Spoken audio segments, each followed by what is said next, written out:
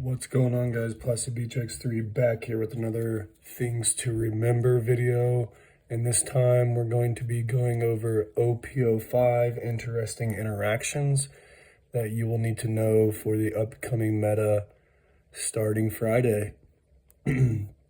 So if you don't know, if you've never seen one of these videos, all I do is just go through some not too intuitive interactions of the cards that will be playable next set. Just to get us all familiarized with how these cards will interact. So I'm not going to cover easy ones. There's a bunch of easy ones, like whether it activates on block if you do something in the counter. Obviously not. So let's get into it. The first one is going to be with the Sabo leader. Sabo leader is Dawn X1. Once per turn, opponent's turn, when one of your characters with 5,000 or more power is KO'd, that character can lose 1,000 power instead of being KO'd. So let's say it's my opponent's turn, and I have a Zoro and a Karasu on the field, and I have a Dawn under my leader. And I didn't think that this would work this way because Sabo says one of your characters, but according to the official Bandai OP-05 FAQ, if your opponent 10-drop Kaidos you, this is supposed to be 10-drop Kaido, I still couldn't find mine. They 10-drop Kaido you, and they activate the ability to Dawn -10, destroy all their monsters on the field. You can use Sabo Leader's ability to save both the Zoro and the Karasu in this situation. That's what it says on the FAQ, so I'm sure that's how they're going to rule it. If that's how they rule it, I don't see how it's any different than Rob Lucci, because if you read Rob Lucci, return 3 cards from your graveyard and kill a 1-drop and a 2-drop at the same time. It doesn't say kill a 1-drop and then a 2-drop. It says at the same time, just like Kaido. So that could come up a lot in this format. So you might want to ask around your local judges to talk about that and show them the FAQ. All right. Also with Sabo Leader, there's a new card, Inazuma. The effect is not really relevant at this point in time, but something to know with Sabo, it only lets you save 5,000 power or more. If your opponent swings into your Inazuma and you, let's say they swing 6 into it, and I discard a 1k counter to get him up to 5, I can then use my leader's ability to just let him die and make him go back down to 4 rather than being killed by the 6k. So even though he is 4, you can boost him up in the counter phase to get him active for your leader's ability. All right, and then we're going to go into the Bello Betty deck, which is activate main once per turn. You can discard a Revolutionary Army card to target up to 3 of your Revolutionary Army types or trigger cards and make them all gain 3,000 this turn. So the first interaction is, let's say you have a Lindeberg and use Bello Betty's ability to discard a card, make Lindeberg go up to 8,000, and then you play Inazuma for rush. If you swing your Lindeberg right now, the 7k, into leader, and you hit their life, or it's an 8k, you hit their life and they hit a red rock, bottom deck your Lindeberg, your Inazuma, since the 7k left the field, even though it was on the field whenever it was summoned, it does not gain the rush ability because its rush ability is a continuous effect and not an on-play effect. However, let's say that you summon both of these, use leader's ability, make them both go up. You then swing, let's just say you swing into life, and your opponent activates I forget what this card's called, only the weak can choose how they die effect to tap your Lindeberg and KO it. So now your 7k monster is gone, so your Inazuma loses rush. The attack is already considered to go through, therefore your opponent would still have to counter out of the 8. It doesn't lose its rush in the middle of the attack or anything because the 7k left the field.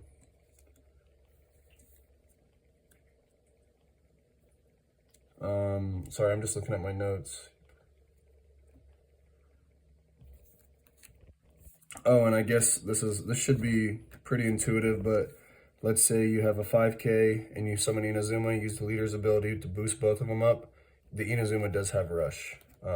Just because you, like earlier, just because you played it while there was not a 7,000 or more character on the field, doesn't mean that you can't use it later if you gain one.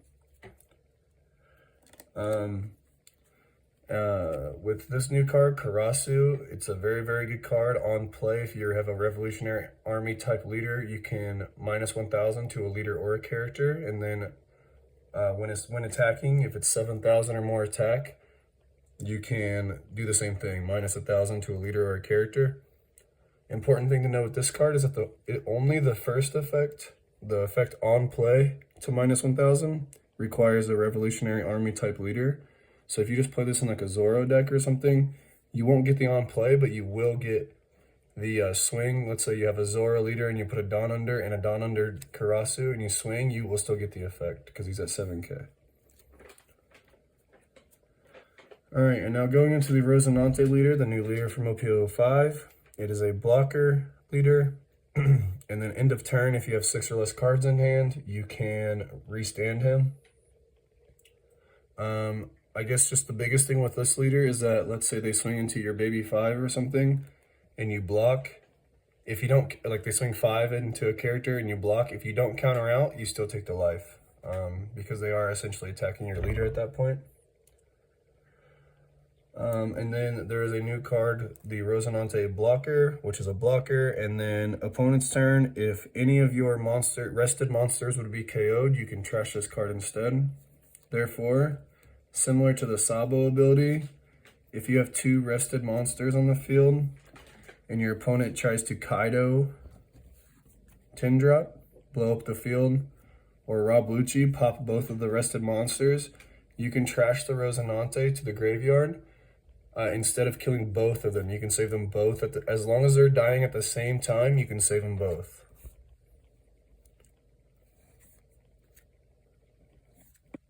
And then the next card, I don't have it printed out, but it's the new 5-drop blue event. It's a waste of human life or something like that. It has Kobe on the front of it, and I'll put a picture up here. Its effect is main, place all characters with a cost of 3 or less at the bottom of the owner's deck. Then you and your opponent trash cards from your hands until you each have 5 cards in your hands. The big thing about this card is that in the One Piece game, the chains don't resolve backwards like in Yu-Gi-Oh! The chains resolve forwards. So the turn player will resolve their effects first, meaning that you will put all of your 3 costs or less on the bottom of the owner's deck. Then your opponent will put all the 3 costs or lower on their deck. And then you as the turn player trash cards. Sorry, Happy, get away. It's my cat Happy. For some reason, trying to get in the video. Oh my gosh. Anyway. Then you, as the turn player, have to trash cards until you have 5, and then your opponent gets to trash cards until they have 5. So it goes you, opponent, you, opponent. Another card I don't have, which I'll put on the screen, is the new Black Shirahoshi. Its effect is activate main. You may rest this character and place 2 cards from your trash at the bottom of your deck in any order. If your opponent has 6 or more cards in their hand, you can your opponent trashes 1 card from their hand. So just consider this in opposition to the Trafalgar Law, which says that if your opponent has 7 cards or more in their hand, they randomly discard 2 or something like that. Trash 2 cards from your opponent's hand, so it's on the turn player to trash 2 cards from their hand. So with cards like this law and like the 8-drop Isho, you as the player who played the card will trash cards from your opponent's hand randomly. Whereas the Black Shirahoshi effect, your opponent gets to choose which cards they trash. Moving on to the NL leader. The NL leader is activate main. or sorry, on your opponent's turn, once per turn, whenever your life hits 0, you can gain a life and then discard 1 card. Let's say that you hit a Shirahoshi out of life as your last life. You can trigger the Shirahoshi, and then you get to choose which order. Well, you wouldn't trigger it yet. You would keep it in hand, choose which order that you're going to do. You either trigger first, draw 3, trash 2, and then activate leader ability, gain a life, discard a card, or you activate leader ability, gain a life, discard a card, and then trigger the Shirahoshi, draw 3, trash 2. I would just say the big thing is that you get to choose the order of the leader ability and the triggers and how they resolve. However, the triggers and the leader ability has to resolve completely before you go to the next effect. Meaning you can't draw 3 with Shirahoshi, not trash 2 yet, trash with a no, gain a life, and then trash 2, or something like that.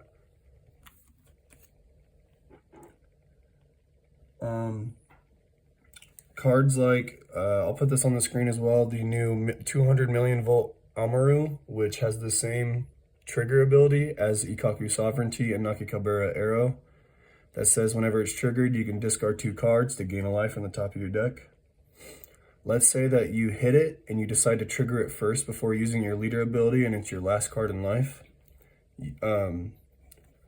You can discard 2 to gain a life and then use the leader ability to gain another life, even though you already have a card on your field in your life whenever you would activate your NL, if that makes sense. Essentially, it doesn't matter if you gain the life because of the trigger for your NL ability. You still hit 0 life, so you get to use the NL ability on that time window. And then we can talk about cards like Charlotte Cracker, which I should have pulled, but I didn't.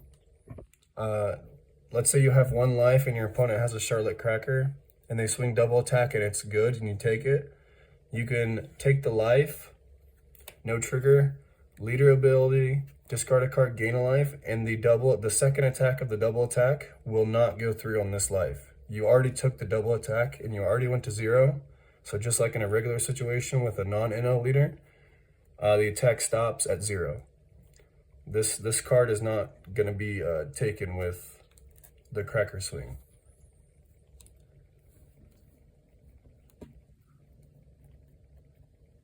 And then there's a new NL 7-drop.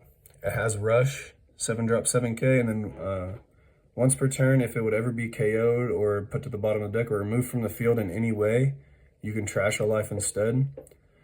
Importantly, that does trigger your leader's ability, so if you decide to trash your last life with the NL character, you can use your NL leader to gain a life.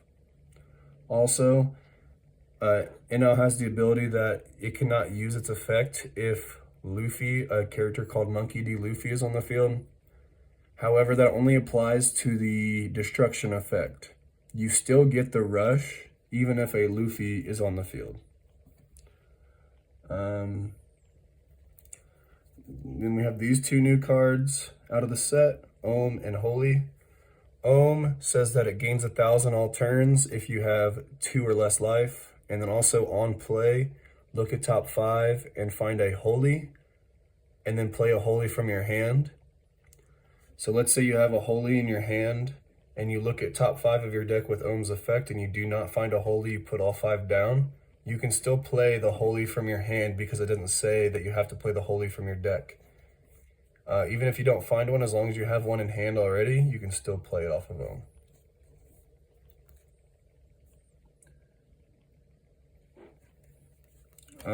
And then one more important thing with the NL leader.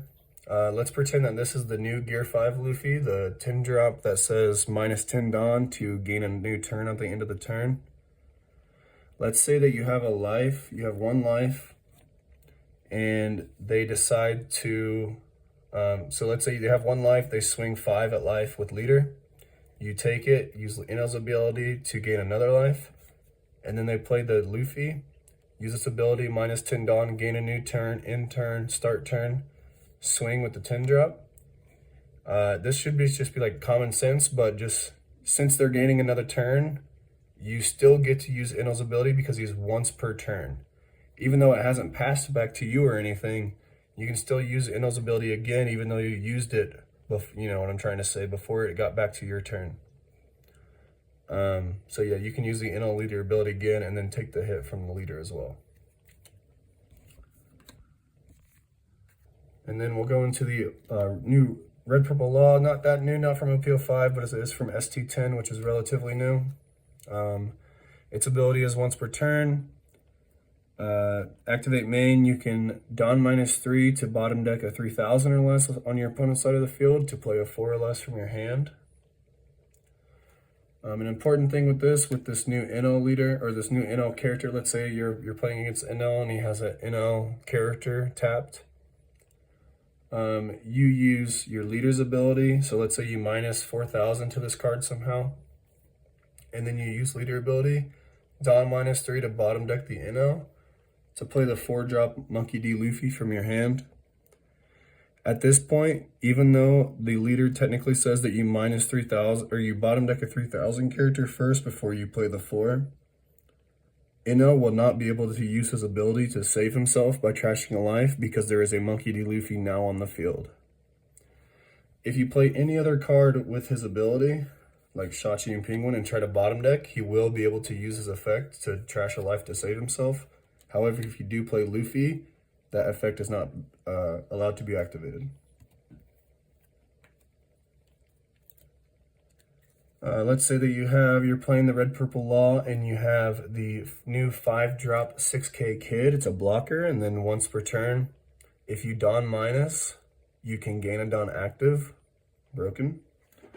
So let's say that you have him on the field and you have 6 don exactly tapped. Use leader's ability, -3 don, to play Shachi Penguin, which says, on summon, if you have 3 or less don, gain 2 don. So now, on summon, you have 3 or less don, however, you did minus don for your kid. So I'm sure you can see the conundrum. If I use my kid's effect, I'll go to 4, and then I won't have 3 for Shachi and Penguin. However, since just like in the trigger and the Inno, in this game, you're allowed to order your chains or your abilities how you like. So you can choose to use the Shachi Penguin when you have 3. You went from 6 to 3 to play the Shachi Penguin. Use the Shachi Penguin, go to 5, and then you can use the kid's ability, gain 1 active, and go back to 6 with 1 active. However, if you did use the kid's ability first to go to 4, you wouldn't be able to use a Shachi Penguin because you now have 4.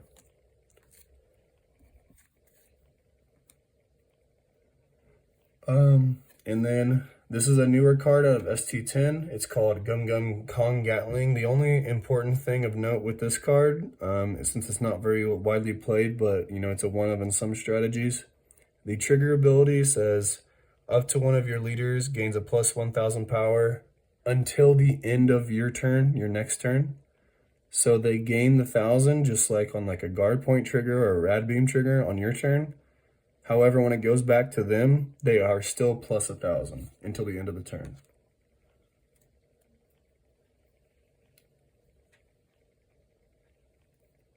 All right, and then we're going to go into the purple Luffy leader. His effect is not all that relevant, but I'll read it anyway. It's activate main. Once per turn, you can take a life to your hand and then gain an active Dawn from your Dawn deck. Hold on one second. I'm trying to find the Luffy I was playing earlier. So a lot of people think that the Gear 5, so let's pretend again that this is the new 10-drop secret rare Gear 5 Luffy. First, a lot of people think that you can't, get the full value out of these two cards, but you can. They're kind of intended to work that way with each other. So like the combo is on 10 Dawn, you summon the 10-drop, use the ability, minus 10 Dawn, leader ability, because you're at 0 or 3 or more, so you're at 0 whenever you use his ability. It doesn't, the moral of the story is that this does not end your turn immediately. You on summon, use the effect, Dawn minus 10, leader ability, take a life to gain a Dawn, then you can use Luffy's ability, tap a Dawn, gain a Dawn, and then pass turn, gain 2 more Dawn, go to 4, And then if you wanted to, this ability, tap a Dawn, gain a Dawn. So yeah, essentially this card is not an on-play end your turn effect. It's on-play, Dawn -10. Once you're good and ready to end your turn, you'll get another turn at the end. And then just one more thing with the Gear 5 Luffy. This is a pretty important one if you're going to big tournaments. In time, as many of you know, whenever the time hits 0, the player whose turn it is turn player 0. And then it goes, once you pass turn, it's turn player 1. And then back to you, turn player 2. And then back to your opponent, turn player 3. And then once their turn is done, the match is done. It gets a little complicated whenever you play cards that whenever you end your turn, you gain another turn in time. So in the judges' Discord, a lot of judges were asked this question and they responded this way. Let's say that I am purple Luffy player and I am turn 0 in time, I have 10 Dawn and I summon the 10 drop Luffy, use the ability, Dawn -10 to gain another turn, and then I pass my turn, gain 2 more Dawn, draw a card. It is still, according to these judges, turn 0 for purposes of time rules. So it wouldn't go on turn 0, play the 10 Luffy, use the ability, gain another turn, and then now it's turn 1. My opponent goes turn 2, and then back to me turn 3. So I get essentially 3 turns that would be absurdly broken. Essentially all that's going to happen, I'm going to play this, Dawn -10, use my leader ability, go back to 4 with this ability as well. And then I'll be able to swing with this because I passed my turn. However, it is still turn 0. So I just want to say that I am pretty excited for OP-05 and get to play all these new leaders and all these broken leaders like Sakazuki. But it's going to be a fun time, and I hope that you guys subscribe to my channel so that you can see my journey through OP-05 and just, see some good games with some good players. So otherwise, GG's to all those guys. Make sure to subscribe to Plastic BTX3 for more One Piece videos, and peace out.